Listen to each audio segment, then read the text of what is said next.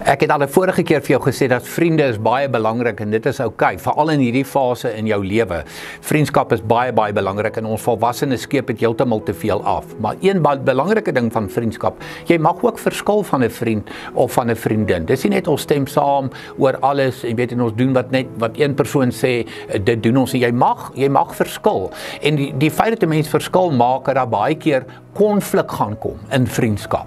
En weet jy, dit is dan wat vergifnis verskriklik belangrik wees. Ek sê altyd 'n verhouding moet sterker wees as 'n verskil. En verskille is baie keer baie goed, want as mens konflik reg hanteer deur middel van vergifnis en regtig versoening en dinge uitpraat met mekaar, dan maak dit 'n vriendskap net nog hegter en ja, net nog sterker. So moenie vir een oomblik dink jy moet saamstem met 'n vriend of 'n vriendin die hele tyd nie, maar belangrik, hê in jou kop vergifnis en hê in jou kop ook versoening. Maar ek wil vir jou 'n wonderlike vers lees, Spreuke 27 vers 17, wat juis in verband hiermee vir ons sê, yster slyp yster, vriende vorm mekaar. Dis nie net, weet jy wat, ons doen net wat die een sê en dis wet nie.